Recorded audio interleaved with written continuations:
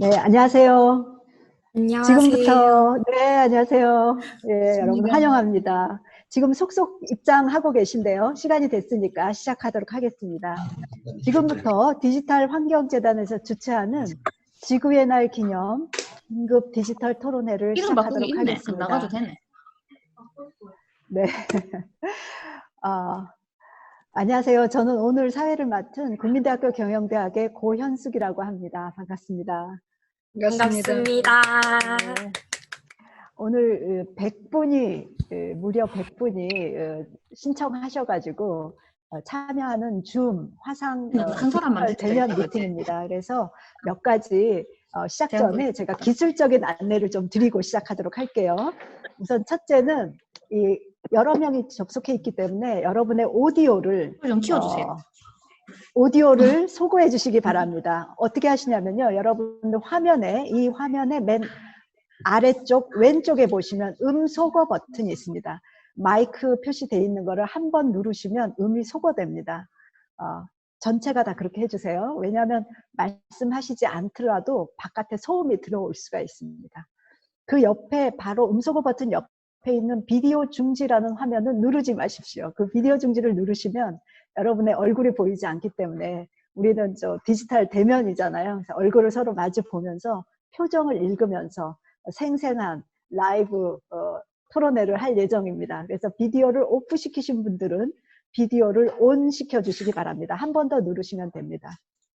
그리고 여러분들이 지금 화면을 보는 방식이 두 가지가 있는데요. 오른쪽 상단에 맨 오른쪽에 위에 보시면은 발표자 보기와 이걸 한 번 더 누르시면 갤러리 보기가 있습니다. 발표자 보기로 돼 있으면 말하는 사람의 얼굴만 크게 보이고요. 갤러리 보기로 되면 모든 사람의 얼굴이 같이 보이게 됩니다. 그래서 여러분들이 갤러리 보기로 시작하면 좋을 것 같습니다. 네, 아직 음소거 안 하신 분들께서는 음소거를 부탁드리겠습니다. 오늘은 특히 그 지구의 날 50주년 기념인데요. 그래서 저희가 이렇게 줌으로 디지털로 연결돼서 이동도 없고 어떤 그 지구에 대한 그 폐해도 없이 이렇게 친환경적인 방식으로 하게 돼서 여러분들과 함께 너무나 기쁘게 생각합니다. 역사적인 날인 것 같네요. 네. 그리고 오늘 토론회는요. 특별히 신청해 주신 분들 중에서 선착순 100분을 초대해서 진행하고 있습니다. 실시간으로 함께하지 못하신 분들을 위해서는요. 환경재단 유튜브 채널을 통해서 영상이 나중에 공개될 예정이니 그것을 참고해 주시면 되겠습니다. 또 시작에 앞서서 지구의 날 50주년을 기념해서요. 8시부터 전국 소등 행사를 8시부터 10분 동안 한다고 합니다. 10분만 소등해도 지구의 이산화탄소를 저감할 수가 있는데요. 여러분들께서도 잠시라도 집에 불을 꺼보면서 디지털 환경재단에 참여해 주시면 좋겠습니다. 저와 저희 오늘 발표할 패널 분들은 진행 관계상 불을 끌 수는 없어서 최소한의 조명으로 진행하고 있고요. 특히 저희 같은 경우는 이 태양광 랜턴 보이시나요? 태양광 랜턴을 이용하고 있습니다. 네, 네, 감사드리고요. 8시 10분이 되면 저희가 이 채팅방에서 채팅창을 통해서 8시 10분이 됐음을 알려드리도록 하겠습니다. 자, 그러면은 지금 속속 들어오셔서 65분이 들어오셨네요. 네. 오늘 그 진행과 참여하실 분들에 대해서 말씀드리도록 소개해 드리도록 하겠습니다. 오늘 이 전문가 분들이 발제하시고 또 토론자로 이제 활용해 주시겠는데요. 우선 첫 번째 발제를 맡으실 분은 서울대학교 예방의학과의 홍윤철 교수입니다. 최근에 팬데믹이라는 책을 진짜 시의적절한 책을 쓰신 저자이시기도 한데요. 홍윤철 교수님, 네. 네, 반갑습니다. 홍철입니다. 네, 네, 감사합니다. 그리고 두 번째 발제하실 분은요, 통섭과 에코의 과학자시죠. 이화여자대학교 에코과학부 석좌 교수이신 최재청 교수님이십니다. 반갑습니다. 네, 감사합니다. 그리고 토론자 세 분이 이제 와 계십니다. 첫 번째 토론자는 정신의학자이시고 마인드 앤 컴퍼니의 대표이신 양창순 박사님이십니다. 안녕하세요. 반갑습니다. 네, 감사합니다. 또 두 번째 토론자는 기후 에너지 분야의 전문가이신 서울대학교 환경대학원의 윤순진 교수님이십니다. 안녕하세요. 반갑습니다. 네, 감사합니다. 그리고 마지막 토론자, 세 번째 토론자분은 어시스트 서울과학종합대학원 경영대학원의 부총장이신 김문수 부총장님이십니다. 안녕하세요. 반갑습니다. 네, 이렇게 정말 저명하시고 전문성을 갖추신 발제자와 토론자의 생생한 목소리를 듣게 돼서 기대가 되는데요. 우선 먼저 앞서서 환경재단의 최열 이사장님으로부터 인사 말씀을 듣고 본격적인 토론회를 열어보겠습니다. 네, 최열 이사장님 부탁드리겠습니다. 안녕하세요. 환경재단 이사장 최열입니다.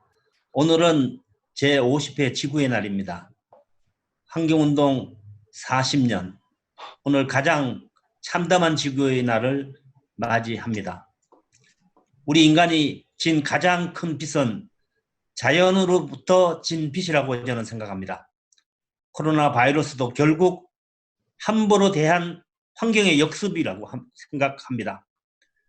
그토록 경고하리라 믿었던 문명과 기술이 얼마나 허망한 것인지 전 세계인이 지금 절감하고 있습니다. 앞으로 세상은 코로나 이전과 이후로 나누어질 것입니다. 디지털 세상에서 어떻게 우리 생명과 우리 사회를 지키고 유지할 것인지 큰 숙제 앞에 놓여 있습니다. 정부와 기업 그리고 시민사회가 협력하고 세계인이 연대할 때 지속 가능한 지구로 가는 길을 찾을 수 있다고 생각합니다. 오늘 짧은 시간 동안 해답을 찾기는 어렵겠지만 환경재단도 지구의 날을 맞이해서 디지털 포럼을 시작합니다. 귀한 시간을 내주신 사회자님과 각계 전문가 여러분 그리고 참석해 주신 네티즌 여러분께도 감사드립니다. 제가 좋아하는 문구로 인사를 마치겠습니다. 나무가 나무에게 말했다. 우리 숲이 되어 함께 지키자고.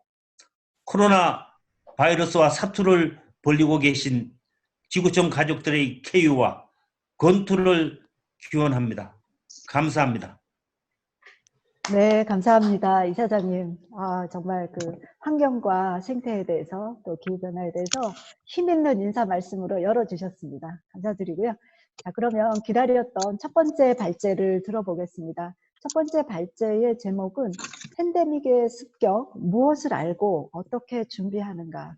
지금 모든 사람의 관심을 끌고 있는 주제인데요. 마침 그 분야에 대해서 책도 쓰신 우리 홍윤철 교수님을 모시게 돼서 너무 영광입니다. 홍 교수님, 발제 시작해 주시기 부탁드리겠습니다. 네, 소개 감사합니다. 먼저 디지털 환경재단의 지구의 날 토론회에 이렇게 참여하게 돼서 정말 뜻깊고 또 영광이라고 생각을 합니다. 먼저 아무래도 코로나19의 현황을 살펴보고 시작하는 게 좋을 것 같습니다. 지금 이렇게 빨간 표시로 되어 있는 거가 코로나19의 현재 현황입니다. 중국에서 시작해서 유럽, 또 남미, 북미, 아프리카까지 전 대륙에 걸쳐서 그야말로 팬데믹의 정의가 전 대륙에 걸친 전염병, 그걸 그대로 이 그림으로 지금 보여주고 있다고 생각을 합니다. 한편 그래도 한편으로는 좀 다행이고 안도를 할 수 있는 것은 우리나라 상황은 현재 11명, 오늘 기준으로 그렇습니다. 그래서 비교적 통제 가능한 수준에 들어와서 한편으로는 다행이라고 생각을 합니다. 그러나 이러한 팬데믹, 코로나19의 팬데믹 현상은 단순한 전염병의 현상이다라고 보기 너무나 큰 영향을 줄 것 같습니다. 지금 이사장님께서 얘기하신 것처럼 사실은 코로나 전과 코로나 이후, 즉 연대기를 구분하는, 과거에 우리가 기원전과 기원후를 구분했듯이 비포 코로나, 애프터 코로나로 그렇게 구분해야 되는 그런 상황이 아닌가 이렇게 생각을 하고요. 조금 전에 소개받은 대로 사실 제가 몇 주 전에 책을 팬데믹이라고 썼는데 우리가 메르스를 겪으면서 사실은 신종 전염병 또 새로운 질병들이 다가오고 그것은 문명적인 변화를 우리한테 요구하는 것이다. 그리고 거기에 대한 준비를 해야 된다라는 책을 준비하고 있었는데 또 팬데믹이 또 그렇게 왔습니다. 그 책에 들어가 있는 내용을 일부 소개하면서 말씀을 드리려고 합니다.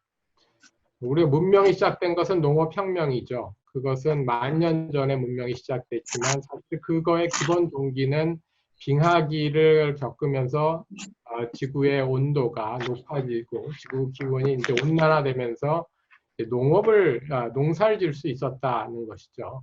그래서 농사를 짓는다는 것은 문명에 들어간다는 의미지만 또 한편으로는 많은 사람들이 모여서 산다는 것, 그 다음에 동물들을 가축화해서 동물들과 긴밀한 접촉이 일어난다는 그런 의미를 또 한편으로는 가집니다.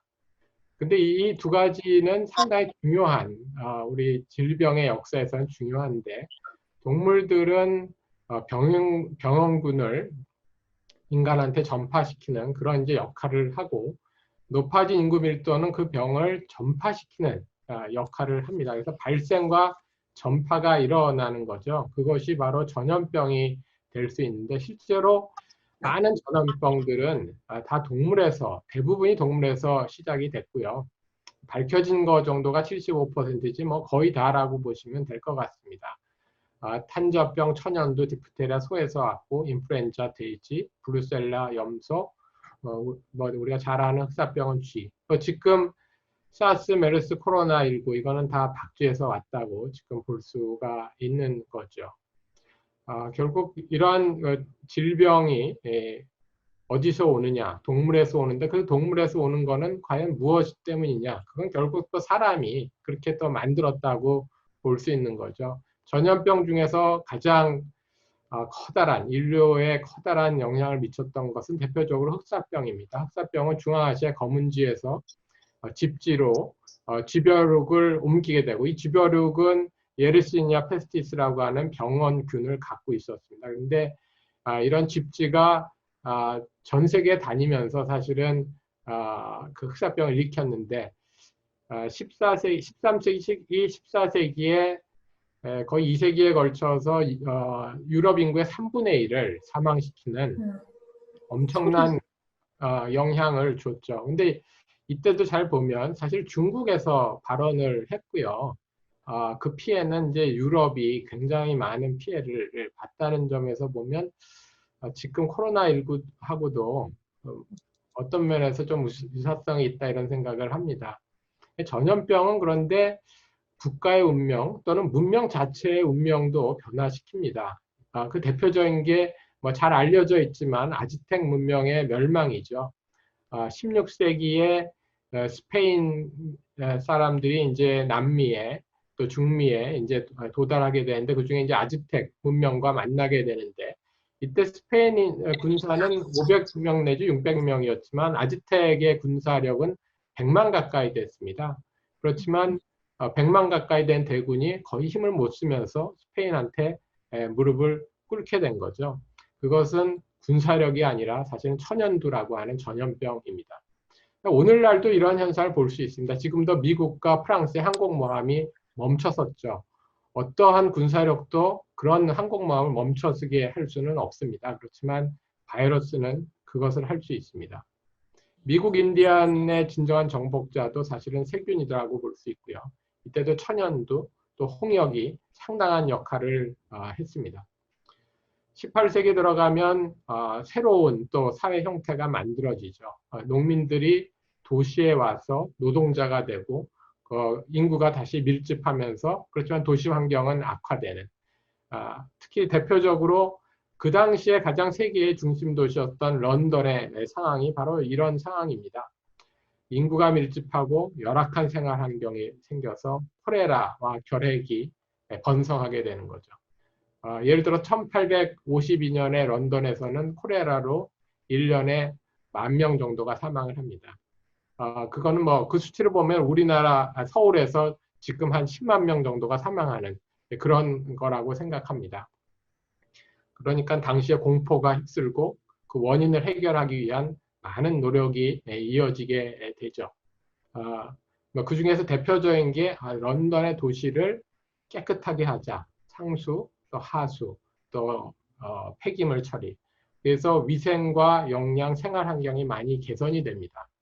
그리고 20세기에 들어와서는 항생제, 그리고 또 면역은 예방접종이 물론 그 제너가 개발한, 제너가 만든 우두법부터 시작해서 많은 예방접종이 만들어지면서 전염병 시대는 사실은 거의 이제 사라져가는 1950년쯤 되면은 전염병은 이제 더 이상 인류를 위협하는 커다란 질병은 아니다라고 우리가 봤지만 사실 그때 전염병은 대부분은 세균성 균에 의한 전염병을 얘기합니다. 지금 바이러스는 여전히 정복되지 못한 상태로 있었고요.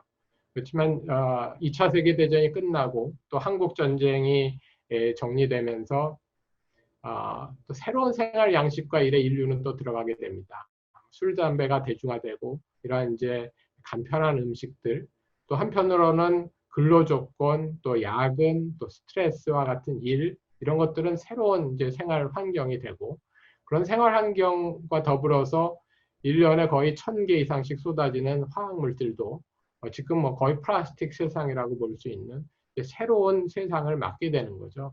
이러한 환경들은 또 전염병이 아니라 이제는 새로운 형태의 질병.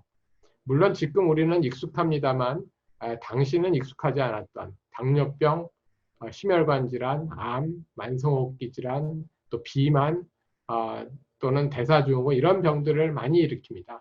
예를 들어 심혈관 질환 뭐 굉장히 흔하지만 1950년 한국전쟁 때만 해도 심혈관 질환 우리나라에 거의 찾아보기 어려웠습니다.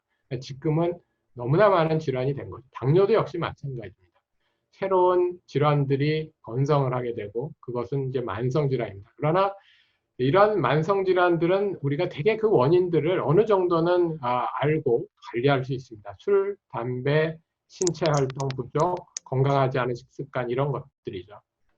그러나 한편 의학도 많이 발전을 했습니다. 지난 20세기 후반부터 현재까지 의학은 정말 놀라운 발전을 하면서 이제는 병이 있지만 사망하지 않게 그렇게 관리할 수가 있습니다.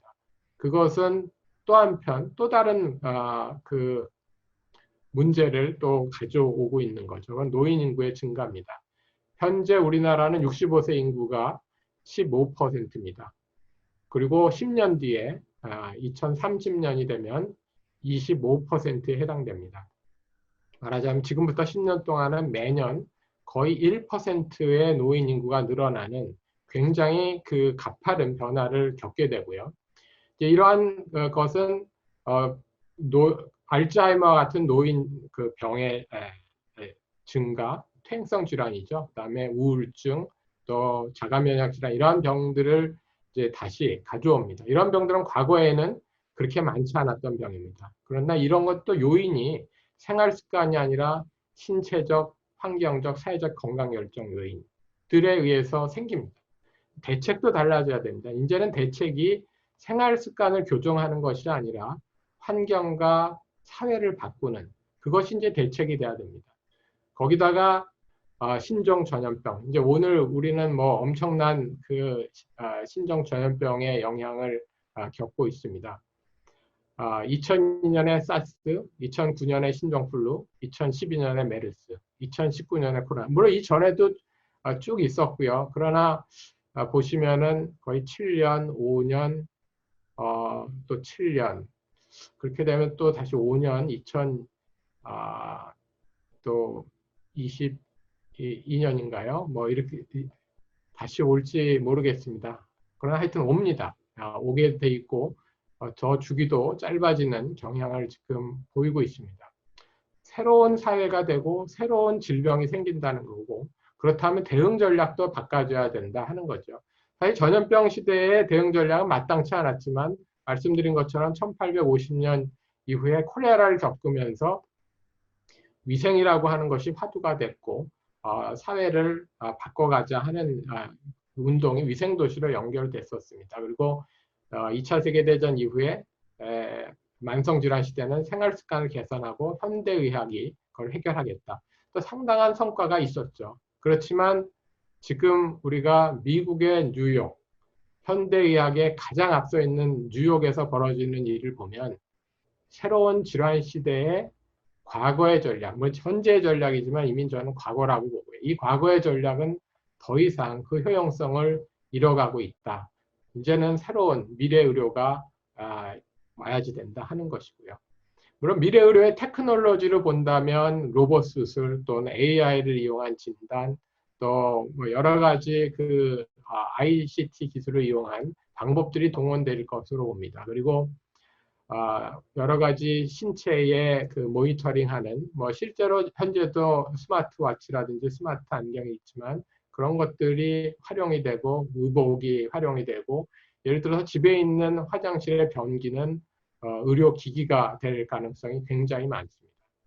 이러한 건강 모니터링 도구가 건강을 위해서 이제 활용이 된다면 그때는 지금 또 우리 사회에 화두가 되고 있는 비대면 의료 또 대면 의료가 같이 가는 그런 새로운 의료가 펼쳐질 것으로 생각됩니다. 근데 핵심적인 것은 그 모든 변화는 사람을 중심으로 이루어져야 한다 하는 것입니다. 미래 의료는 현재와 같은 질병 중심에서 사람 중심으로. 그것은 지금은 우리가 병이 있으면 그 병을 본인이 판단해서 어떤 의사 선생님을 찾아가야 될지, 어떤 병을 찾아가야 될지 판단해서 찾아가면 거기서 당뇨병이니까 무슨 약을 처방받고 오는 이런 거지만 앞으로는 사람이 중심이 되고 그 의료 서비스는 사람한테 가는 완전히 반대 방향으로 가야 된다고 생각됩니다. 병원 중심에서 이제는 지역사회 중심으로 가야 된다고 생각합니다. 의료 전달 체계 1차, 2차, 3차 낮은 수준의 의료에서 높은 수준의 의료 그게 아니라 이제는 의료가 지역사회를 중심으로 협력 체계로 바뀌어야 된다고 생각을 합니다.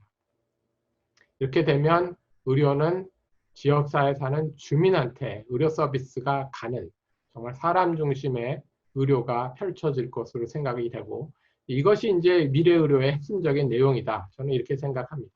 그러나 의료는 사회의 다른 구조와 기능과 다른 요소들과 동떨어져서 존재하지 않습니다. 콜레라 이후에 그 런던에서 위생도시 운동을 시작을 했습니다. 그것이 이제 도시계획의 시발이었고요. 지금도 역시 마찬가지입니다. 도시는 건강한 도시를 만드는 건 의료만 만들어서 되는 것이 아니라 에너지 또는 걷기와 자전거 타기와 같은 신체 활동 또는 도시농업과 같은 어떤 먹거리의 문제 또는 그 공원과 또 수변 환경과 같은 환경적인 문제 이런 것들이 같이 만들어져야지 진정한 건강한 도시가 된다고 생각합니다.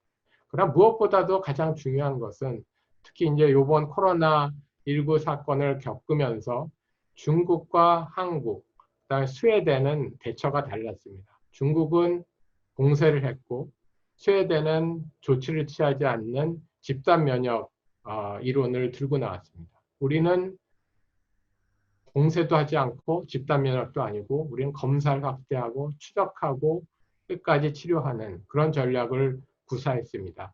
개인과 공동체가 협력해서 가는 저는 모델이라고 생각됩니다. 이제는 지시와 명령과 집행이 아니라 참여와 연대로 만들어가는 민주사회가 진정으로 건강한 사회를 만든다. 그렇게 생각합니다. 여기까지 발표를 마치겠습니다. 감사합니다. 네, 감사합니다. 홍 교수님. 정말 그 문명사적이라고나 할까요? 그 질병이 따로 떨어진 것이 아니라 문명사의 발전 속의 필연적인 결과구나 하는 것과 또 인간 사회가 그 기술과 환경이 변화함에 따라서 질병도 그때그때 그 모습을 바꾸면서 온다는 거. 그리고 무엇보다 마지막에 제안하신 대로 그 미래의 어떤 그 이거에 대한 대처 방안은 결국 참여와 또 연결성을 우리가 보면서 연대 속에서 돼야 되지 않느냐 하는 굉장히 귀중한 울림이 있는 발제였던 것 같습니다. 감사하고요. 자, 그럼 두 번째 발제로서 그 이화여자대학교의 최재천 석좌 교수님의 발제를 듣겠습니다. 주제는 코로나19와 생물의 공진화인데요. 어떤 개념일지 기대됩니다. 네, 최재천 교수님을 모시겠습니다. 네, 반갑습니다. 홍 교수님이 어떻게 보면 의학자로서 또는 거의 역사학자로서 이걸 다 훑어주셔서요. 저는 행동, 생태 이런 걸 연구하는 사람으로 조금 다른 각도에서 이 문제를 한번 검토해 보겠습니다. 바이러스는 우리 주변에 그냥 늘상 다 있거든요. 아마 바이러스는 30억 년 전에 우리 같은 애들이 이 지구에 나타날 꿈도 못 꾸던 시절부터 바이러스는 있었어요. 지금도 우리 주변엔 너무너무 많아요. 지구에 있는 모든 바이러스, 우리 눈에 보이지도 않는 그 바이러스를 다 합쳐서 저울에다가 재면 인류 전체의 무게의 한 3배쯤 될 거라는 게 지금 학자들의 대충 계산입니다. 게다가 우리 몸에 들어와 있거나 붙어 있거나 하는 바이러스만도 줄잡아 한 90조 개 정도로 지금 측정하고 있습니다. 그 얘기는 우리 몸이 세포가 한 30조 개 정도 되거든요. 그러니까 우리 몸보다도 3배가 많다는 겁니다. 이거 굉장한 거죠. 그러니까 우리는 바이러스에 쌓여서 매일 바이러스에 묻어서 바이러스 먹고 삼키고 그러고 삽니다. 근데 별일 없어요. 근데 가끔 가다가 우리랑 궁합이 기가 막히게 맞는 바이러스가 나타나면 우리가 이제 속수무책으로 이렇게 당하는 겁니다. 그래서 저는 오늘 이런 얘기를 좀 드리고 싶어요.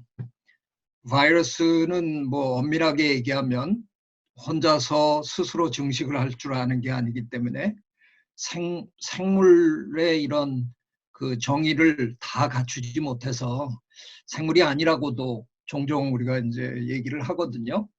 그럼에도 불구하고 바이러스는 굉장히 영리하게 다른 생명체의 세포 속에 진입을 해갖고 정말 손 하나 코도 안 풀고 착 자기 증식을 하는 아주 약은 놈들이거든요.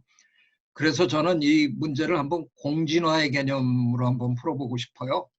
우리 인간도 계속 진화해가는 생물이고 바이러스도 나름 끊임없이 변화하고 새롭게 진화하는 거의 생명체 같은 존재거든요.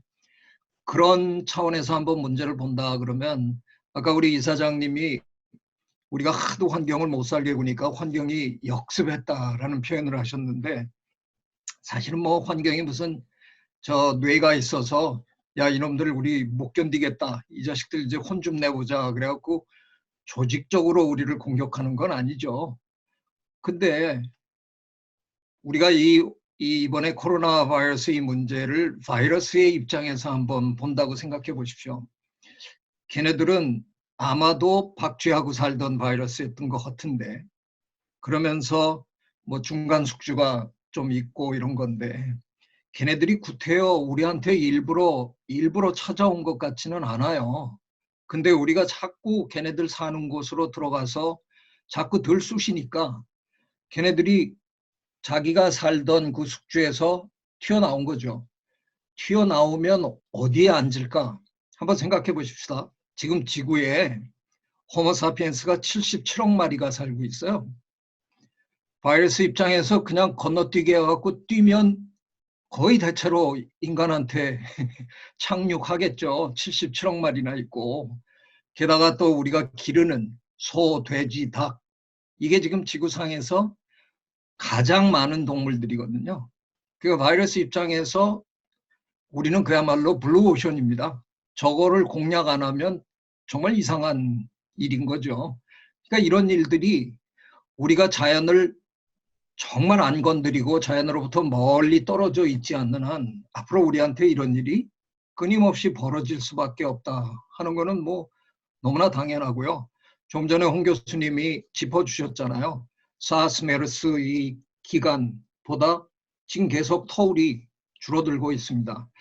뭐 저 바이러스만 놓고 본다 그러면 홍 교수님 얘기 안 하신 뭐 살인 진드기 바이러스라든가 지카 바이러스든가 뭐 이런 것들은 팬데믹으로 저 발전하지는 않았지만 그런 것까지 다 합친다 그러면 거의 이번 세기 들어와서 한 2, 3년에 한 번씩 그래도 큰 규모의 이 바이러스가 저 등장을 한 겁니다.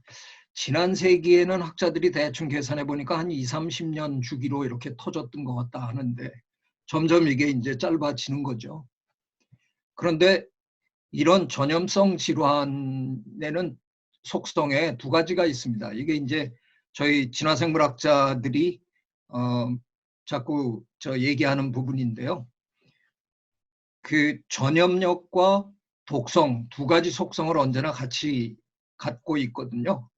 독성이 너무 강하면 감염시킨 숙주와 운명을 같이 해버리고 다음 숙주로 옮아갈 수가 없어요. 그래서 자연 선택의 관점에서 보면 사실은 세균이나 바이러스는 지나치게 독성이 강하면 별로 성공적이지 못합니다. 그래서 그 친구들은 항상 그렇게 세지 않게 일단 접근을 합니다. 뭐 이걸 의은화, 인간처럼 얘기를 한번 한다 그러면 이번 코로나 바이러스가 무지하게 영리한 놈입니다. 걔가 머리가 있어서 그런 건 아니겠지만 초반에는 거의 증상도 모르게 싹 슬그머니 진입을 하잖아요. 그러니까 우리가 감염됐는지도 모르고 막 돌아다니면서 퍼뜨리는데 걔네가 일단 기관지며 뭐 폐로 들어가기 시작하면 굉장히 빠른 속도로 증식을 하는 바람에 이제 죽는 거죠. 어떻게 보면 우리나라는 아까 홍 교수님 얘기하신 것처럼 우리는 검사를 굉장히 활발히 해갖고 어떻게 보면 초기에 발견을 하고 치료를 하기 때문에 우리나라에서는 그렇게 많은 사람들이 죽어나가지 않았잖아요. 역설적으로 얘기하면 사실은 전염성 질환 중에 굉장히 많은 사람을 지금도 죽이고 있는 건 말라리아잖아요.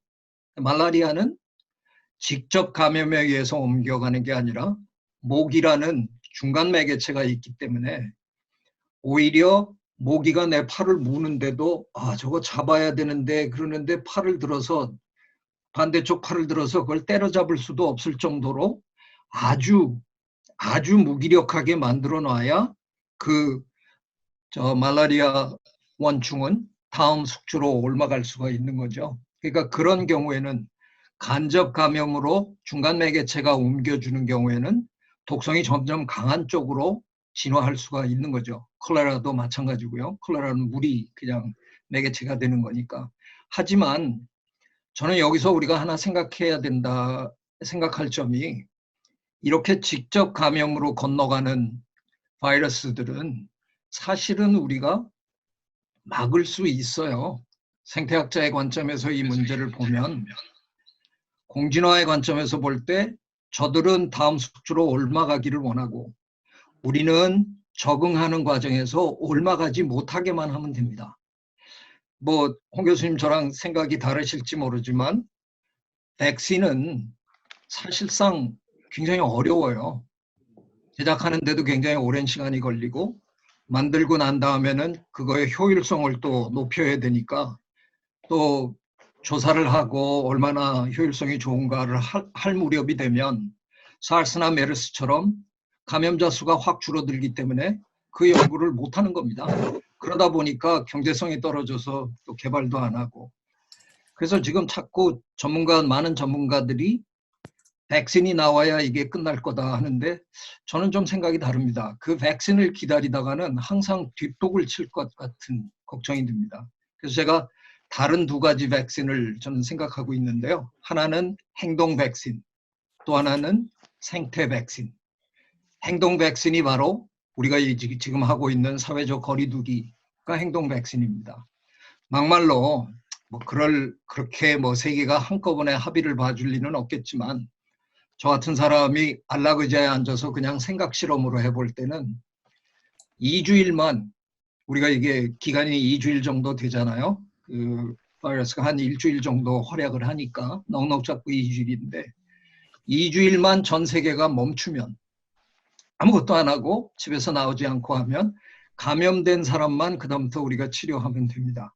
그냥 거기서 일단락이 될 수 있는 문제거든요. 그러니까 지금 우리 정부가 굉장히 열심히 사회적 거리 두기 해달라고 하는 거 참 의미 있는 얘기잖아요. 그거보다 더 근원적인 건 생태 백신입니다. 우리가 더 이상 자연을 지나칠 정도로 괴롭히지 않으면, 자연 그대로 두는 그런 생각을 앞으로 하게 되면 애당초 자연에 있는 바이러스나 세균들이 우리에게 옮아오는 그 확률을 확 낮출 수가 있는 거죠. 저는 키워드를 하나 생각해 봤는데요. 이번 이걸로 계산이라는 엉뚱한 키워드를 한번 생각해 봅니다. 저희 그동안 참으로 열심히 얘기했거든요. 자연을 보호하는 게 궁극적으로는 더 이득입니다. 수만 번 얘기했는데 아무도 안 들으세요. 심지어는 경제학자들이랑 짜고 환경경제학, 생태경제학 이런 얄궂은 분야까지 만들어가지고 갯벌의 경제적 가치, 돈 계산까지 다 해드렸는데 전혀 효과 없었습니다. 그런데 이번에 이 사건을 통해서 상당히 많은 분들이 야, 이거 2, 3년마다 한 번씩 이렇게 터져가지고 말이야 몇십만 명씩 죽고 세계 경제가 이렇게 한꺼번에 곤두박질 치고 이러면 야, 이거 안 되잖아? 자연 놔두자. 그게 사실 더 계산해 보니까 그게 더 나을 것 같아. 어쩌면 이 계산을 사람들이 해줄 것 같다는 기가 막힌 희망이 생겼습니다. 김은 선생님이 얼마 전에 저한테 편지를 내주셨는데 최 선생이 얘기하는 거 한마디로 하면 영어로 얘기하면 비틀즈의 Let it be고 우리말로 하면 냅둬 그렇게 얘기하시더라고요. 제발 자연 좀 냅둡시다. 네, 이만큼 하겠습니다. 네, 감사합니다. 네, 최 교수님의 말씀 정말 귀한 말씀 잘 청해 들었습니다. 바이러스의 입장에서 이거를 보는 거는 저는 처음 생각해 본 것 같습니다.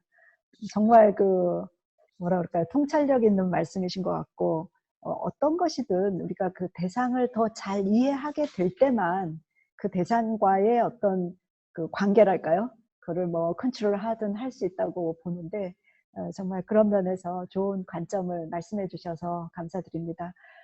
아마 지금 들으시면서 오늘 참가하신 100분께서 뭐 질문이나 코멘트 하고 싶은 것도 많으실 것 같아요. 네, 우선 오늘의 토론을 어떻게 진행할지 제가 좀 말씀드리겠습니다.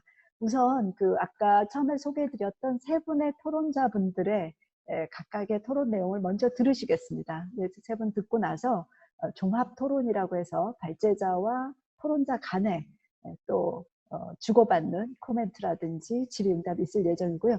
그리고 나서 참가하신 분들이 이제 질문하시고 싶거나 코멘트하고 싶은 것들을 좀 모아서 같이 훑어 검토하는 그런 시간을 갖겠습니다.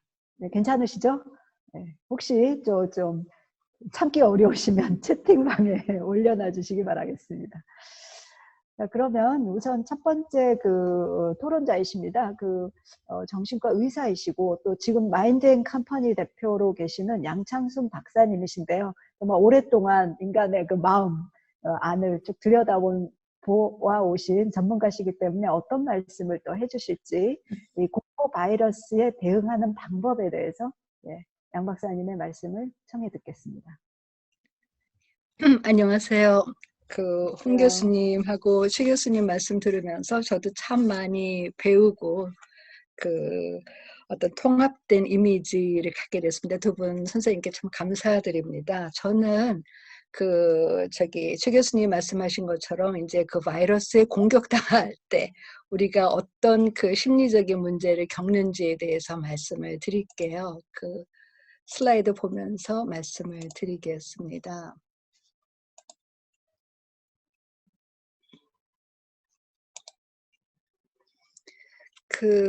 저도 그렇고 요즘 이렇게 제 주위를 보면 이렇게 조금만 목이 아프거나 저도 아까 강의 들으면서 약간 기침을 했는데 그러면 이게 당장 내 이 코로나 걸린 거 아니야? 그런 두려움과 불안을 호소하시는 분들이 참 많으시죠. 근데 그런 두려움과 공포는 이건 누구나 경험하는 현실적인 감정이라는 거죠. 왜냐하면 사람들은 어떤 새로운 것, 정말 이 코로나 바이러스는 새로운 경험이잖아요. 그리고 그 통제 불가능하고 어떤 파괴적인 결과를 가져오는 현상에 대해서는 실제보다 그 위험도를 더 크게 받아들이는 경향이 있기 때문에 누구나 경험하지만은 그 두려움이 너무 커가지고 이제 일상생활에 그 장애를 가져오면 그게 문제가 되는 거죠. 그래서 요즘에 종종 그런 문제로 저를 찾아오시는 분들이 많습니다. 그 자기가 코로나에 걸렸다는 두려움 때문에 정말 차라리 죽고 싶다는 분도 계시고요. 또 기저에 그 강박 장애를 가지신 분들은 그냥 하루 종일 쓸고 닦는 하느라고 그 다른 생활을 못 하신대요. 근데 우리가 신체적으로 병을 앓을 땐 어느 정도 다 그 심리적인 문제들이 동반이 되지만 특히 이제 이 감염병일 때는 사람들이 이제 경험하는 심리적인 문제는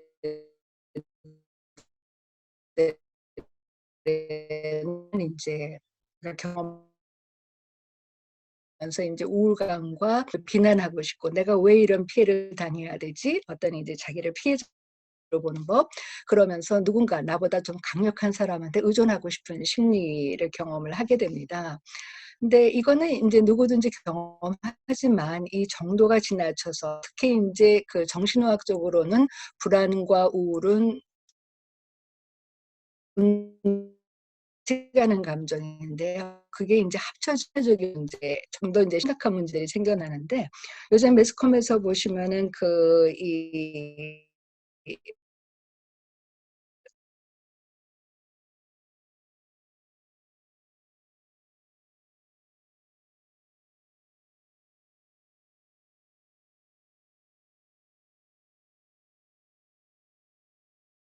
문제 그리고 이런 부정적인 정서들이 너무 커서 이제 그걸 견디지 못해서 이제 자살하는 분들이 있고요.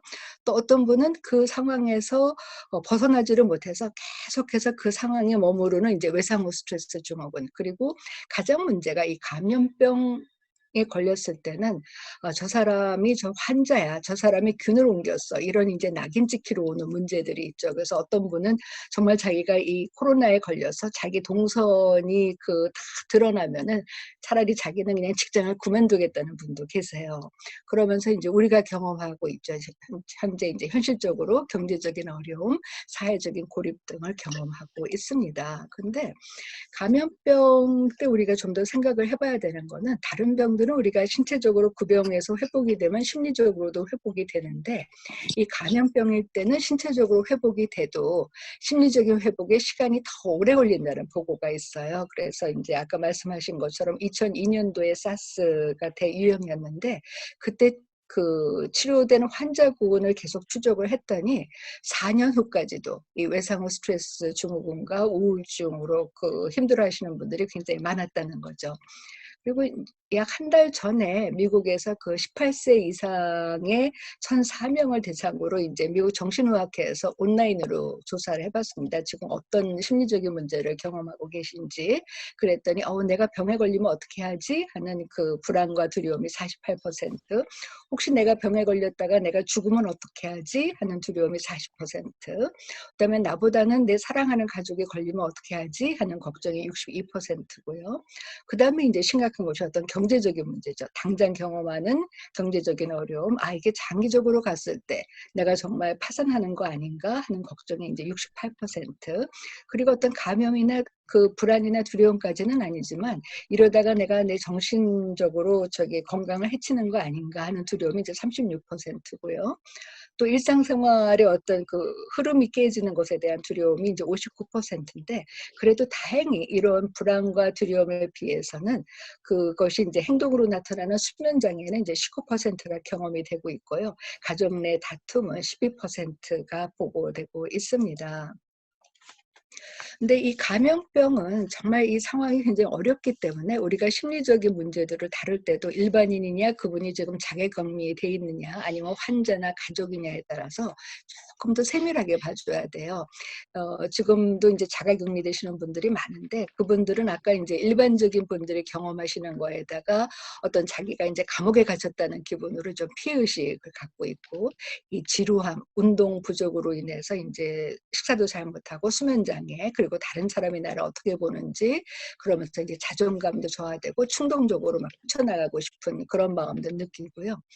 또 환자나 가족들은 내가 누군가를 한테 병을 옮겼다는 이 죄책감, 내가 뭔가 잘못해서 내가 이 병에 걸렸나 하는 이제 자책감, 그러면서 또 누군가한테 옮겨왔기 때문에 나한테 병을 옮겨준 것 같은 사람에 대한 분노, 피해의식, 원망, 그리고 내가 이제 환자로 상당히 고립되는 거 아닌가 하는 어떤 그 스티그마, 낙인 찍혀지는 것에 대한 두려움이 있고요. 그런데 이런 환자나 가족들에 대한 반응은 사스 때도 그 환자나 가족들의 그 호소하는 증상하고 지금 이 코로나 때 호소하는 증상하고 거의 비슷하다는 거죠.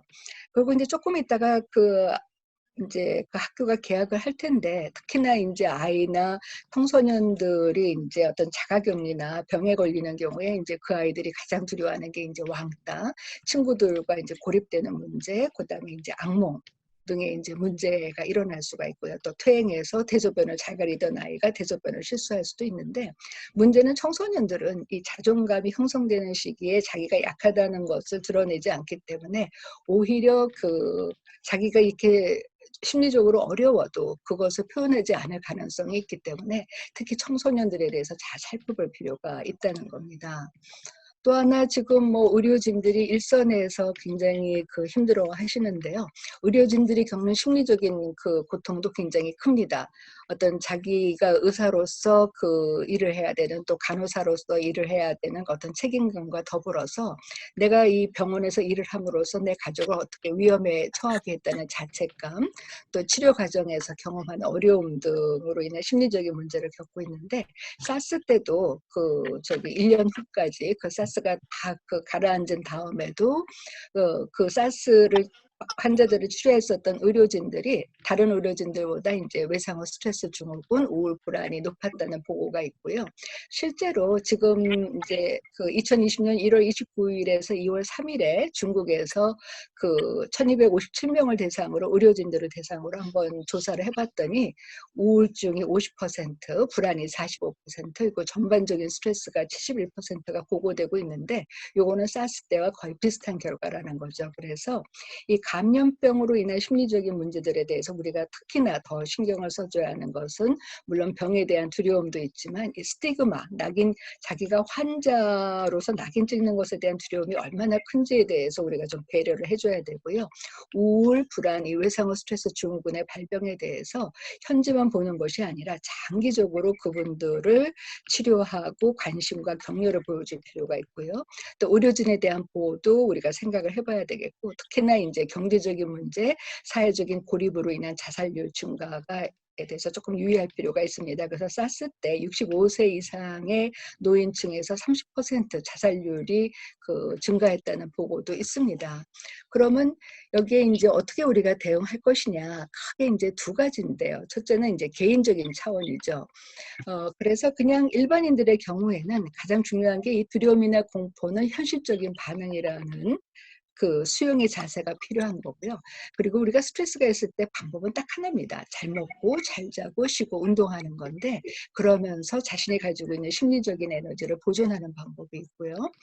우리가 힘들 때는 사실은 보다 더 고차원적인 심리적인 에너지로 자기의 불안이나 고통을 승화시키면은 그 불안과 고통을 치유할 수가 있는데 그래서 자기가 매일같이 경험하고 있는 이제 감정을 일기를 쓰는 것도 좋고 어떤 창의적인 활동 것도 중요하고요. 그리고 이제 정신의학적으로 어떤 사람이 건강한가 하는 기준에 나보다 남을 더 도와주는 이타적인 행동을 하는 사람을 건강하고 성숙하다고 보는데, 요즘에 우리가 매스미디어에서 그런 분들을 참 많이 봅니다. 그런 행동이 궁극적으로는 나의 그 심리 상태를 더 건강하게 만든다는 것을 알 필요가 있고요.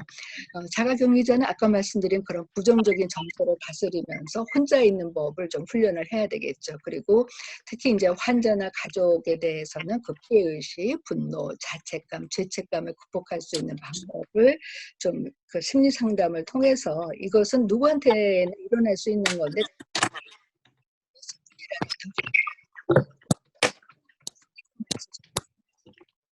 여기.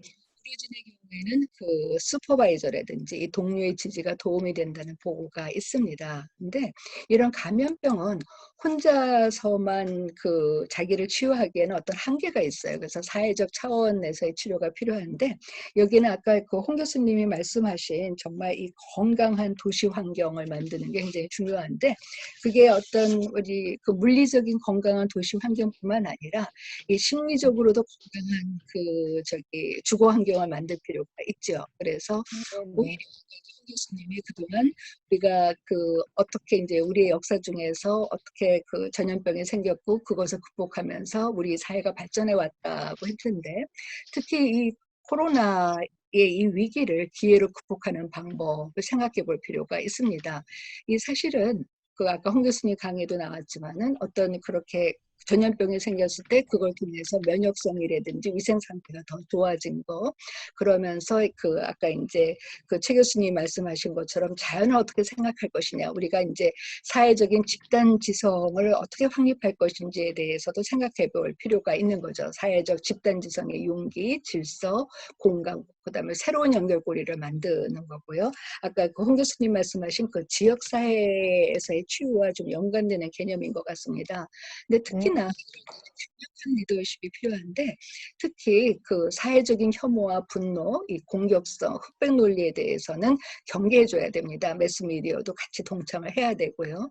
그러면서 이 힘든 상황에 있을 때 언제든지 내가 공감하고 소통할 수 있는 채널을 만들어주는 게 굉장히 중요합니다. 그래서 미국에서도 아까 말씀드린 것처럼 일반인들의 경우에는 뭐 1번, 자가격리자일 때는 2번, 환자일 때는 3번, 뭐 가족일 때는 4번. 그래서 각기 자기가 처한 상황에 따라서 바로 그 저기 거기에 이제 전문가인 분하고 상담할 수 있는 그런 시스템을 만들고 있는데, 가장 중요한 것은 그 투명하고 명확한 정보 제공이 필요한 것이죠. 그래서 조금이라도 속이거나 덮지 않기가 중요해서, 이걸 통해서 우리 사회가 그 새롭게 투명하면서 신뢰를 형성할 수 있는 이제 건강한 사회로 갈 수가 있는 것인데, 아까 이제 홍 교수님이 말씀하신 것처럼 만약에 이게 팬데믹으로 갈 때는 어떻게 할 것이냐, 특히 이 취약 집단에 대한 대비가 필요하다는 거죠. 거기에는 이제 노인들은 이제 외로움, 불안, 우울, 인지장애로 인해서 이러한 취약 집단이고, 또 이제 기존의 정신장애를 앓고 있는 사람들에 대한 관심이 필요합니다. 그래서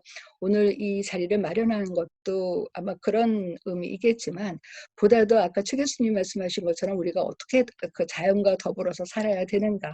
제가 정신과 의사로서 참 많은 사람들을 상담하면서, 우리가 좀 인공지능의 시대이지만 아직 인간이 극복하지 못한 게 두 가지가 있습니다. 이 자연과 이 마음의 힘, 그것을 키워나갈 수 있는 방법을 찾을 수 있는 기회가 아닌가 싶습니다. 감사합니다. 네, 아유, 감사합니다. 양창순 박사님의 말씀을 잘 들었습니다. 현재 우리가 느끼는 것이 무엇인지 정말 최신 데이터를 인용하셔서 말씀해 주셔서 너무 이해하는 데 도움이 되었고요. 또 비록 확진자 수는 줄어든다 하더라도 그것이 남기는 상흔은 개인 차원이나 사회 차원에 굉장히 많을 수 있겠고, 거기에 대한 대처가 필요함을 또 현명한 대처의 방안에 대해서 말씀해 주셨습니다. 자, 두 번째 토론자를 모시겠습니다. 좀 많이 기다리셨을 것 같은데요. 기후 위기에 대해서 항상 이렇게 열정을 가지고 말씀해 주시는 서울대학교의 윤순진 교수님을 모시겠습니다. 네, 안녕하세요. 방금 소개받은 서울대학교 환경대학원의 재직 중인 윤순진입니다. 저는 발제자가 아니고 토론자라서 짧게 말씀을 드리도록 하겠습니다.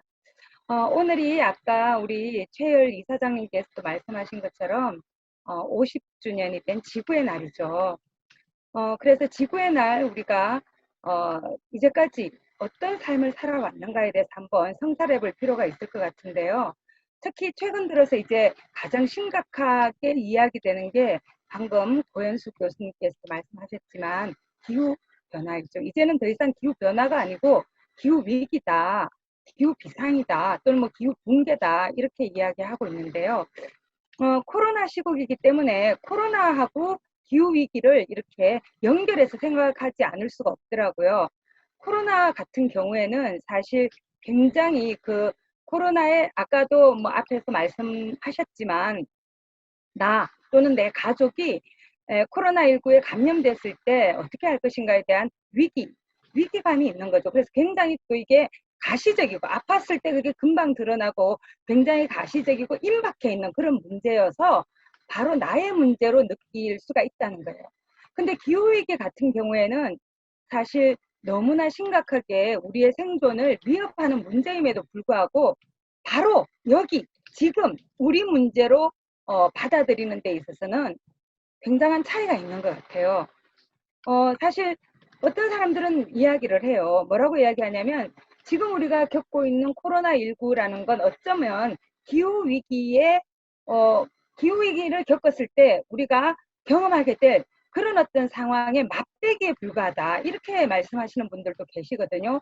그리고 특히 앞에서도 발제도 하시고 또 토론도 나왔지만 사실 저는 뭐 그쪽 분야 전문가는 아니에요. 보건학자도 아니고 제가 감염병 뭐 전문가도 아니기 때문에 정확한 과학적 근거를 가지고 말씀드릴 수는 없지만 요즘 많이 나오는 이야기들을 보면은 우리가 지금 이렇게 코로나 바이러스 같은 문제를 겪고 있는 이유가 예전에는 야생생물들과 인간 사회가 일정한 거리를 유지했다는 거죠. 그것도 굉장히 멀리 유지하고 있었는데 너무나 그 성장에 대한 욕망 그리고 여튼 뭐 그 안에는 자본주의적인 어떤 경제 활동 구조 이런 것들이 작동을 했겠죠. 그래서 더 많이 가지고 더 빨리 성장하고 이런 어떤 사회적 기제 속에서 그 개발이 이루어지면서 사실은 야생동물의 공간을 우리가 침입을 한 거죠.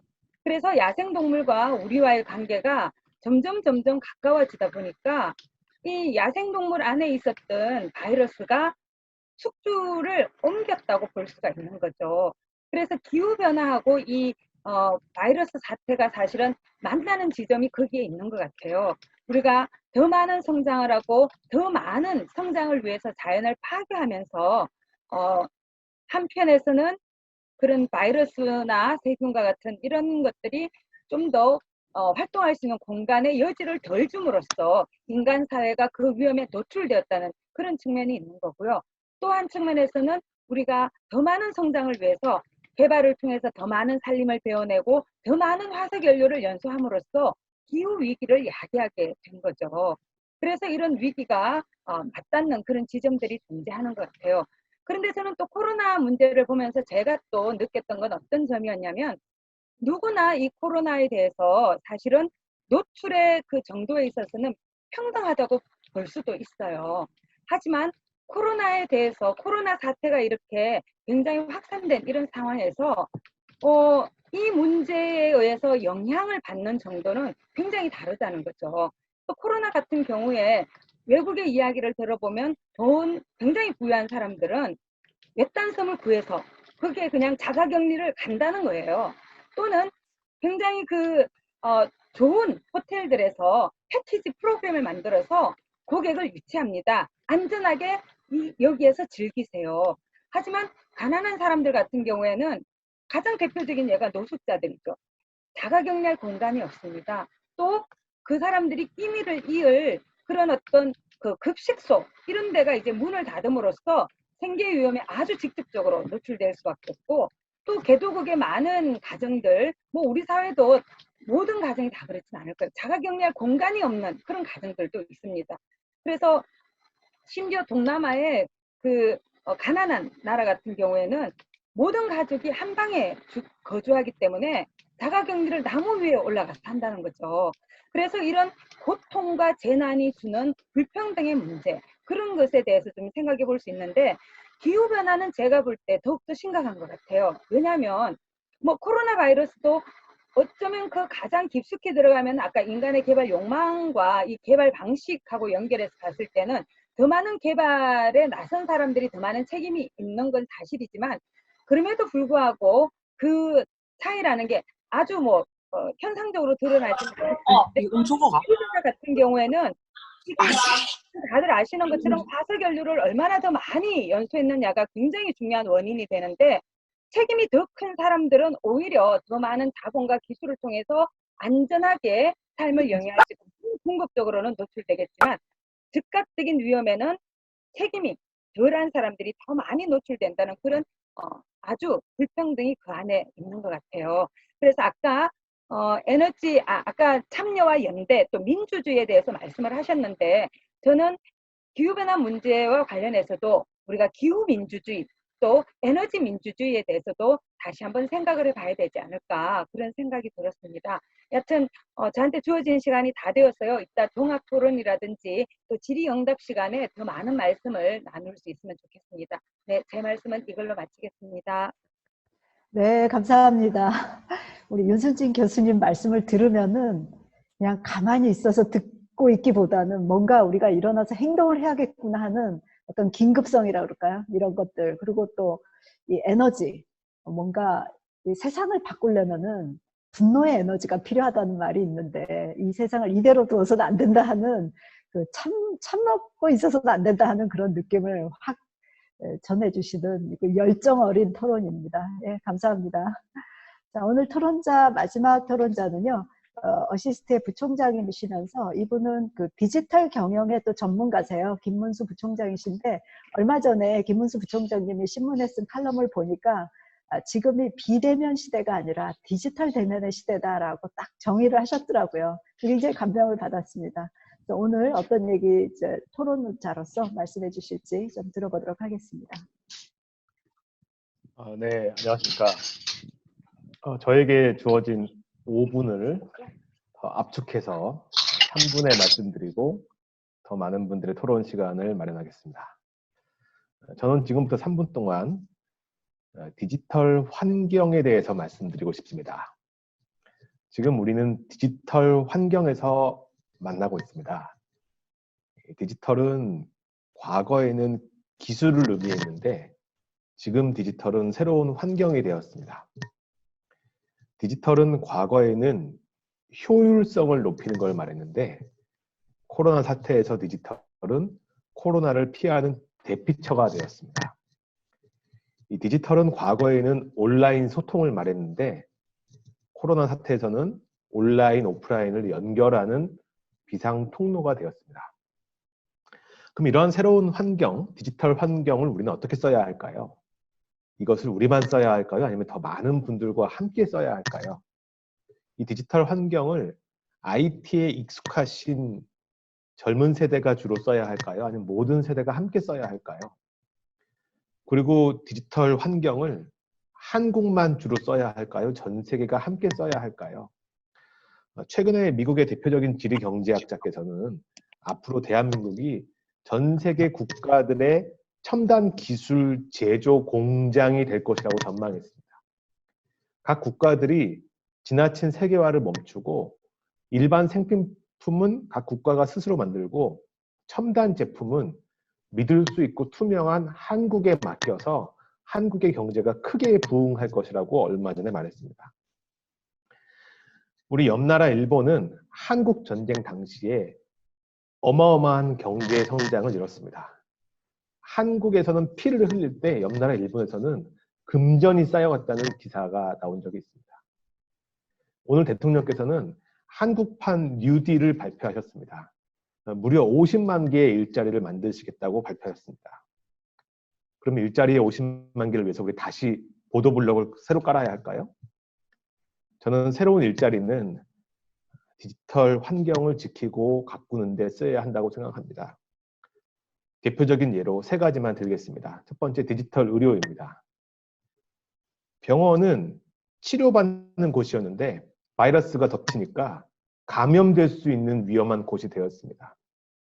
제가 얼마 전에 마스크를 사러 갔었는데 약국에 써 있더라고요. 마스크 미착용자 약국 출입 금지. 마스크가 없으니까 사러 갔는데 출입 금지 써 있었습니다. 디지털 기술을 잘 써서 환자를 찾아가고 환자를 살리는 의료를 연구해야 됩니다. 두 번째는 디지털 교육입니다. 전쟁이 나도 교육을 해야 한다고 하는데 지금 전국 대학이 강제로 캠퍼스가 닫혀 있습니다. 다시 이런 위협이 나와도 모두가 공부할 수 있는 온라인 교육을 강화하고 준비해야 됩니다. 특히 디지털에 익숙하지 않은 시니어 세대분들, 취약계층을 위한 디지털 생존법을 의무 교육으로 진행해야 됩니다. 셋째, 디지털 금융입니다. 돈은 마음의 표현의 수단 중에 하나였는데 이 돈에 바이러스가 묻어 있을까 하여 옆나라 중국은 돈을 소독하거나 심지어 파쇄하고 있습니다. 여러분, 아무리 신용카드가 발달해도 내년 설날에 세뱃돈을 신용카드를 주시겠습니까? 돈 자체, 금융 자체를 디지털화하는데 전력을 다해야 됩니다. 이렇게 말씀드리고 마무리하겠습니다. 우리에게 갑자기 찾아온 이 디지털 환경을 잘 지키고 잘 나누어서 이 대한민국에 펼쳐질 위대한 이 디지털의 숲을 겸손하게 세계와 잘 나누고 공유합시다. 이상입니다. 네. 감사합니다. 정말 그 모든 것이 디지털화되는 거, 디지털 트랜스포메이션이라고도 하고 디지털라이제이션이라고도 하는데 그거에 진짜 미래의 답이 있다라는 말씀을 잘 해주신 것 같습니다. 무엇보다 감사한 거는 시간을 짧게 써주셔가지고 지금 조금 저희가 시간이 좀 지체됐는데요. 원래 종합토론을 20분 정도 토론자와 발제자들 간에 하기로 되어 있었는데 그 시간까지를 저희가 다 썼습니다. 그래서 저의 그냥 생각은 지금부터 원래는 이 참가자들의 질의응답을 받는 시간인데요. 여기서도 전문가님들과 참가자님들 간에 우리가 민주화를 해서 다 같은 참가자로서 질의응답을 그냥 같이 하면 어떨까 싶습니다. 아까 우리 윤순진 교수님의 그 민주화를 이제 하기 위해서. 자, 그래서 우리 객석이라 그럴까요? 디지털 객석에서 올라오는 질문이나 코멘트도 좀 받아보고 또 전문가님들께서도 발표 들으시면서 토론 들으시면서 조금 보충할 게 있으시면은 말씀해 주시면 좋겠습니다. 우선 채팅창에다가 발표 의사를 표현해 주시거나 아니면 그냥 저희가 보고 있으니까 손을 들어 주셔도 좋을 것 같습니다.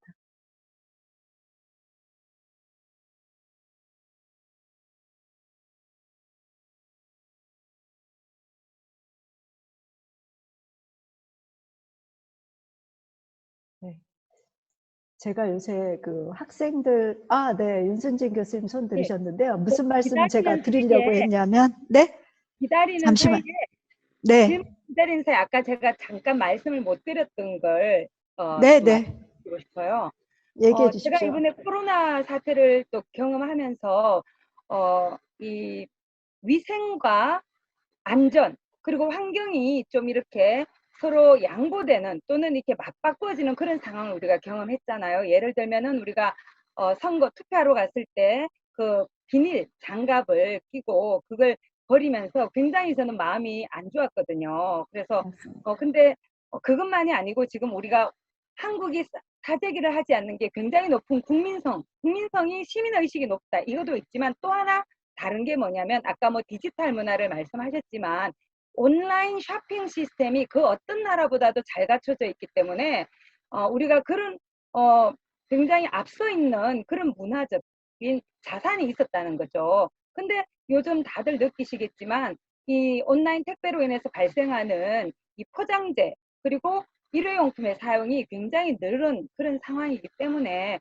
그런 것들을 우리가 어떻게 해결해야 되나 이게 서로 맞바꿔지는 상황이 아니라 사실은 코로나 이전 사회로는 아마 돌아가기 힘들 것 같아요. 그랬을 때 우리가 이런 환경적 부담을 줄이면서 안전과 이런 위생이라는 걸 다 동시에 가질 수 있는 그런 방법들을 우리가 좀 더 모색할 필요가 있지 않을까. 그래서 뭐 포장의 개선이라든지 그 사용하는 자재의 변화라든지 이런 것도 생각해 볼 수가 있을 텐데 여하튼 가장 중요한 건 감량이니까요. 근데 많은 기사들에서 또 무슨 이야기를 하냐면 코로나 때문에 사람들이 사회적 거리두기를 하느라 사회경제적 활동을 굉장히 많이 줄였더니 대기질이 굉장히 좋아졌죠. 우리나라만이 아니고 전 세계적으로 좋아지고 또 많은 야생동물들이 공원에 나와서 뛰노는 그런 모습들도 포착이 되고 있는데 그렇다고 해서 코로나 사태가 끝나고 나면 그러면 우리가 이런 상황을 계속 지금처럼 가질 수 있냐? 그렇지 않다는 거죠. 그래서 아까 김문수 교수님이 말씀하신 것처럼 이제는 이런 우리 상황을 경험했기 때문에 인간의 사회경제적 활동을 어떤 식으로 바꿔나갈 것인가에 대해서 좀 더 진지하게 성찰하고 이 제도와 법과 정책과 이런 구조적인 것과 함께 우리의 행위를 함께 바꿔나가는 그런 노력들을 해야 될 것 같아요. 네, 감사합니다. 진짜 중요한 코멘트세요. 그러니까 사회가 변화하고 하는 과정에도 계속 우리가 친환경적인 그런 노력, 작은 것부터 큰 것까지 굉장히 그 날카롭게 보고 있어야 될 것 같습니다. 혹시 그 객석에서 좀 의견 얘기하고 싶은 분 안 계세요? 채팅방에 좀 질문이 올라와 있네요. 좋습니다. 우리 김태연님부터 제가 좀 읽어드리고 답을 들을까요? 아니면은 김태연님이 직접 말씀 안 하셔도 될까요? 혹시 손 한번 들어봐 주시겠어요? 김태연님? 예. 맞습니다. 네. 안녕하세요. 네. 말씀이 들리나요? 네, 잘 들리고 있고요. 네네. 제가 지금 음이 약간 울리고 계시기 때문에 그 태연님 네. 음성이 좀 울리기 때문에 제가 대신 질문을 전달하겠습니다. 아까 자연 백신, 우리 최 교수님의 자연 백신 얘기에 굉장히 공감하시는데 대부분의 사람들은 이런 사태에도 환경 생태 감성이 매우 적다라고 이제 느끼고 계시대요. 그래서 계속 일회용품 늘어나고 자연은 파괴하고 있고 도대체 어떻게 무엇이 바뀌어야 내가 문화가 바뀔지 말씀을 듣고 싶다라고 말씀하셨는데 네. 방금 윤순진 교수님이 거기에 대해서 굉장히 열변을 토하시긴 했습니다만 혹시 한두 분 또 더 덧붙이시면 어떨까 싶습니다. 제가 말씀을 드려도 된다는 건가요? 네네. 네.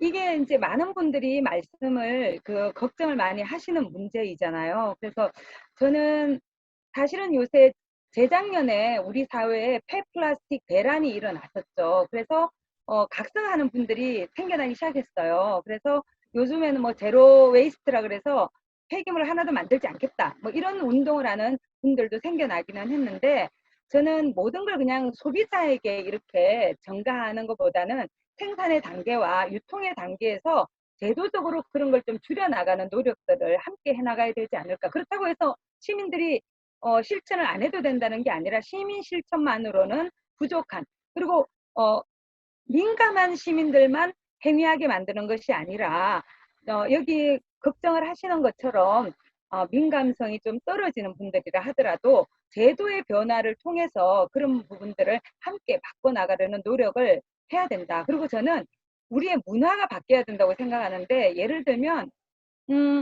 지금도 코로나 때문에 일회용품 사용하는 게 한시적으로 풀렸잖아요.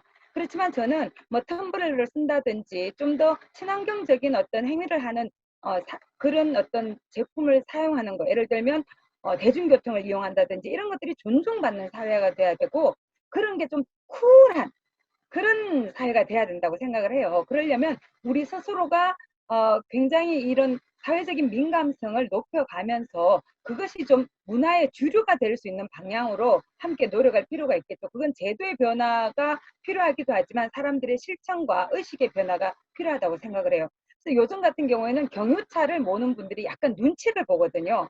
그래서 많이 소비하고 자연을 해치는 소비 활동을 하는 사람들이 눈치를 보게 만드는, 그렇다고 해서 막 낙인을 찍기까지는 아니지만 그래도 좀 삼갈 수 있는 그런 사회적 분위기, 지금 우리 사회는 그런 인식의 변화가 그래도 과거보다는 많이 이루어진 상태가 아닐까. 그래서 이런 노력들이 좀 더 사회적으로 확산될 수 있도록 관심 가진 분들이 좀 더 활발하게 노력하시면서 정치권에 대해서 제도를 개선해 주도록 다양한 압력을 행사해야 된다고 생각합니다.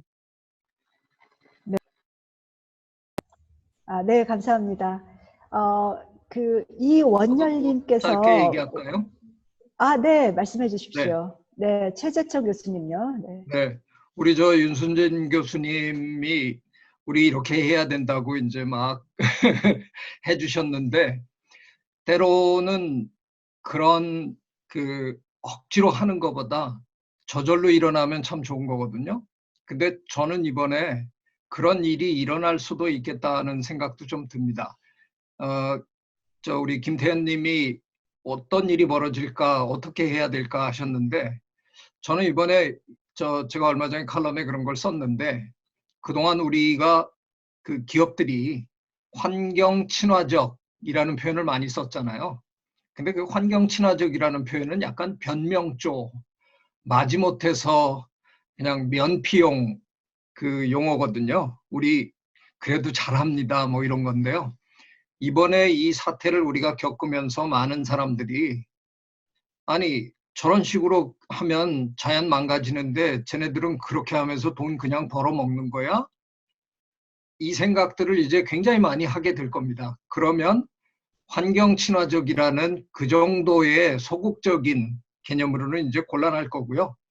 모든 경제 활동을, 자기 기업 활동을 생태를 중심에 두고 하겠다라는 거를 확실하게 표방하는 기업. 그걸 제가 생태 중심적 기업이라고 표현했는데요. eco-centered industry. 아마 이제부터 소비자들은 그런 기업들을 바라볼 겁니다. 저절로 변하리라고 전 생각합니다. 네, 코멘트 감사합니다.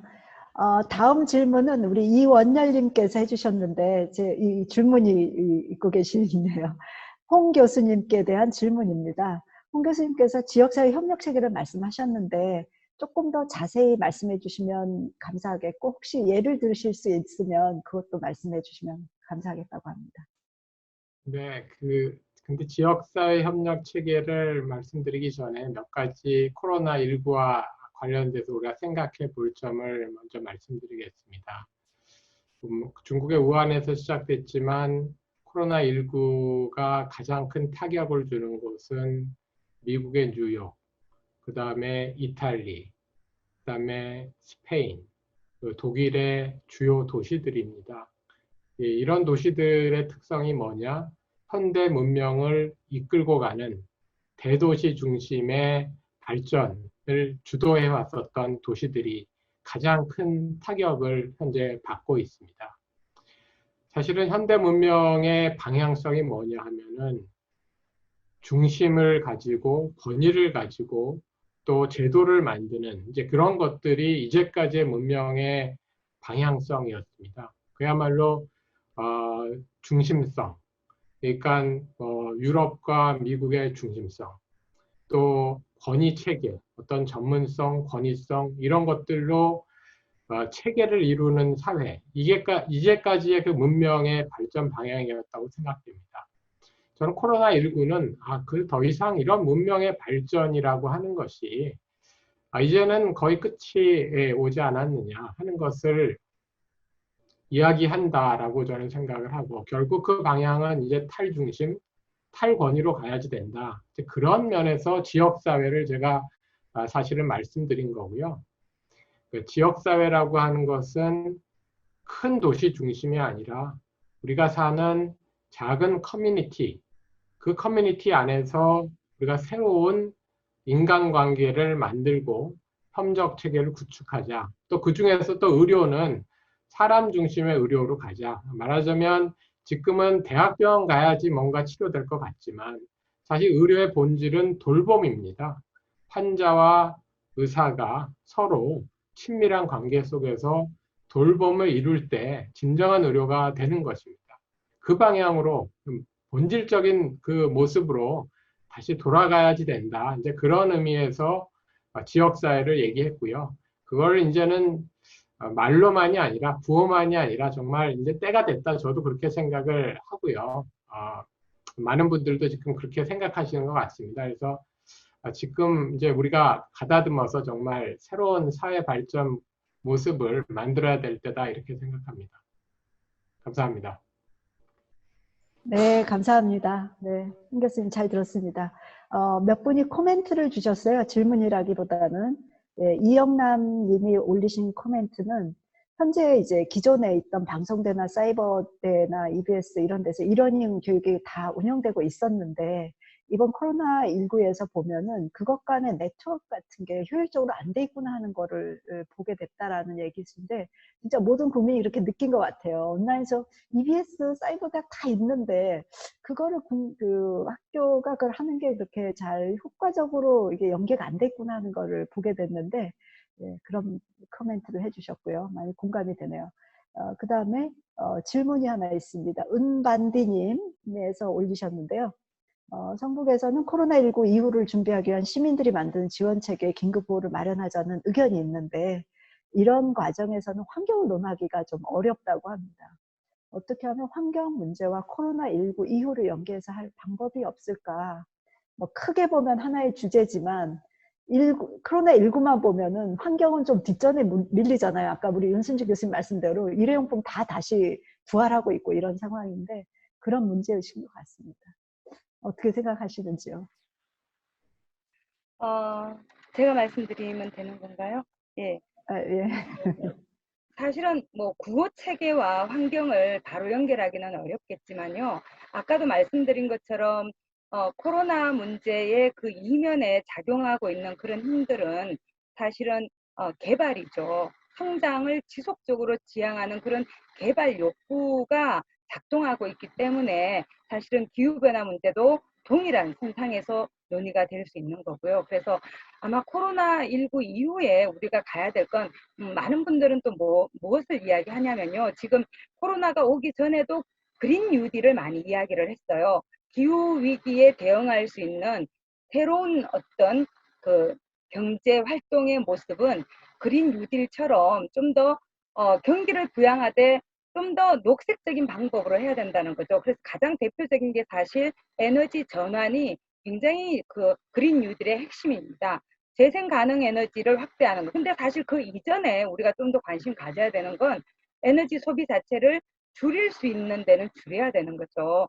그러면서 그 에너지 효율을 개선해서 줄이는 부분, 우리가 서비스의 질을 좀 낮추더라도 불편을 감내하면서 줄이는 부분.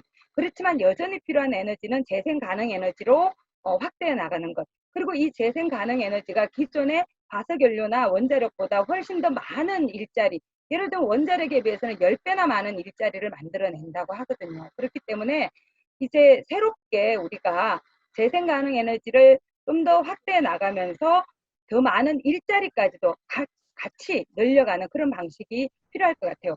사실은 디지털 문화에 대해서도 말씀을 해주셨는데 이것의 그 근본적인 어떤 에너지는 전력에서 우리가 전력으로 작동을 시키는 거잖아요. 그래서 이렇게 더 많이 필요한 4차 산업혁명이라든지 이런 걸 통해서도 더 많은 전력 수요가 있을 수 있는데 이 부분을 좀 더 스마트한 방식의 또 재생 가능한 에너지를 활용한 그런 에너지 이용을 통해서 이 두 가지가 만날 수 있지 않을까 저는 그렇게 생각을 합니다. 네, 네, 감사합니다. 지금 우리 말씀 나누는 동안에 많은 코멘트와 질문이 올라와서요. 제가 조금 빠르게 커버를 하고 또 몇 분께는 지정 질문이 있기 때문에 그걸 들어보도록 하겠습니다. 우선 이원열님께서 양 박사님 토론을 듣다 보니 명상 프로그램 활성화가 필요하겠구나 그런 생각을 하셨다고. 그렇죠. 개인 차원의 그런 치유에 대한 말씀이신 것 같고요.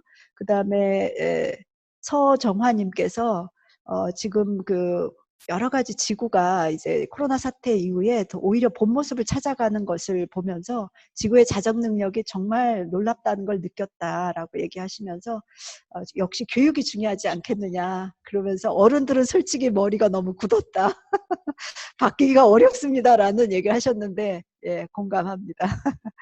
또 이원열님께서 그 이제 그 선거 때 비닐 장갑 쌓아놓으면 63빌딩 높이 2개라고 하는데 문제라고 우리 모두 공감했던 얘기고요. 자, 그 다음에 서정화님 거기에 대한 공감이 있으셨고, 예, 이런 그 이제 온라인 채팅 방식이 좋다. 정말 그 좋은 솔루션이다라고 얘기하신 분도 계시고요. 또 김태현님께서 정책 만드는 분들 환경 감수성이 너무 떨어지기 때문에 이번 선거에서도 좀 개발하겠다는 사람만 많지 않느냐.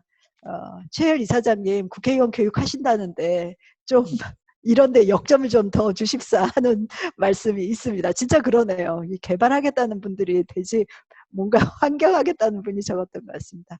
그 다음에 김문수 교수님께 하는 질문이 들어와 있습니다.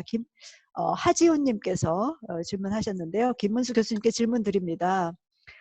윤순지 교수님 말씀대로 이런 고통과 재난 상황 속에서 불평등이 더 큰 문제인데 디지털 분야도 오히려 불평등이 더 두드러지지 않는가 라고 얘기를 하면서 찾아가는 디지털, 또 디지털 교육, 디지털 금융을 실현하는 데 있어서 불평등의 문제를 해소하는데 디지털이 어떻게 기여할 수 있을까 질문하셨는데 한 1분 이내로 짧게 코멘트 부탁드리겠습니다.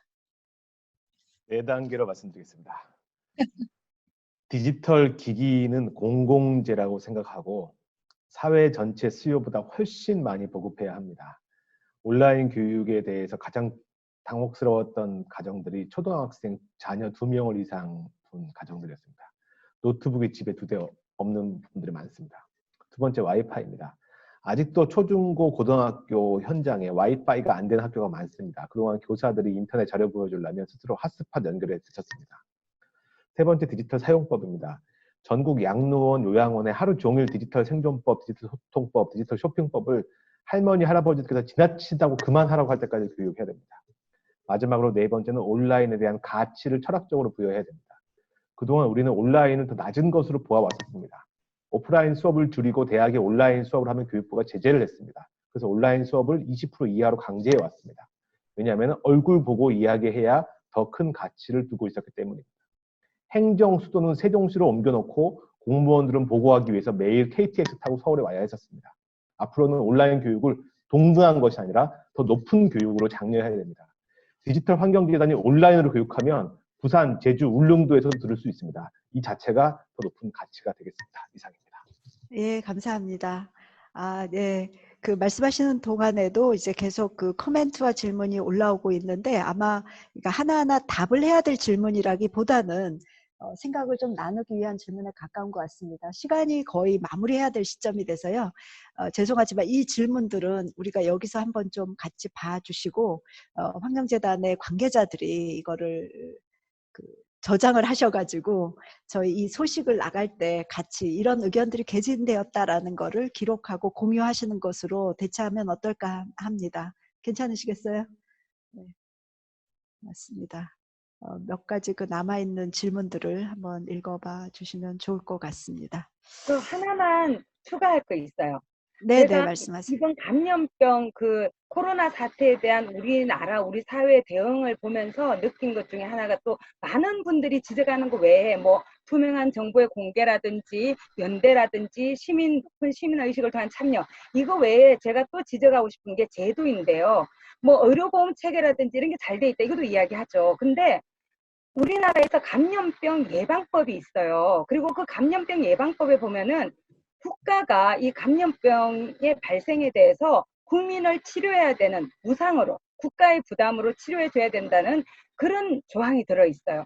그래서 제가 그걸 보면서 느낀 건 뭐냐면 기후변화나 에너지 전환에 관해서도 이런 법을 만들어야 된다. 그래서 법적인 어떤 기초를 가지고 이런 문제를 풀어갈 때 훨씬 제도적으로 또 많은 예산의 투입을 통해서 국민의 기본권적 관점에서 이 문제를 해결할 수 있겠구나. 그래서 감염병 예방법이라는 것도 여기 계신 분들이 한번 찾아보시면 좋을 것 같습니다. 그래서 그런 네. 법적인 게 중요한 것 같아요. 네, 감사합니다. 네. 마지막까지 이제 또 귀한 그 코멘트를 해주셨네요. 오늘 토론회를 거의 마무리할 시간이 됐습니다. 어떠셨습니까? 오늘 이 줌으로 연결돼서 거의 한 7, 80명에 가까운 분들이 하나의 공간에 있듯이 디지털 하나의 스페이스 속에서 의견을 나누고 더하고 질문을 하고 답해봤습니다. 이 경험이 여러분들에게 또 이 뭐랄까요? 4차 산업혁명 시대이기도 하고 또 디지털 전환의 시기에 뭔가 한 발 더 나아가는, 촉진해 나가는 경험이 되셨기를 바라겠습니다. 이 토론회에 마칠 때 여러분 참가자분들께 이 토론회에 대한 간단한 설문, 만족도 조사를 링크로 보내드린다고 합니다. 한 1, 2분 정도 소요되는 거니까 응답을 좀 부탁드리겠고요. 특히 이제 오늘 이 토론회에 전문가분들 그리고 환경재단의 이사장님을 포함한 실무자분들까지도 많은 애를 쓰셨습니다. 특별히 오늘 디지털 토론회의 담당 스텝으로는 박기영님, 정미경님, 선우진님, 최현주님 네 분이 굉장히 수고해 주셨어요. 기획하고 홍보하고 또 이렇게 기술적으로 안정적으로 저희가 할 수 있도록 너무 애를 써주셔서 그분들께도 정말 박수를 쳐드리고 싶습니다. 네. 자, 오늘 함께 해주신 많은 토론자들 또 참석자분들, 발제자분들 모두 감사드리겠습니다. 마지막으로 이런 시기에 여러분과 가족 모두 건강하시기를 기원하면서요. 이상으로 디지털 환경재단 주최 지구의 날 기념 긴급 디지털 토론회를 마치겠습니다. 감사합니다.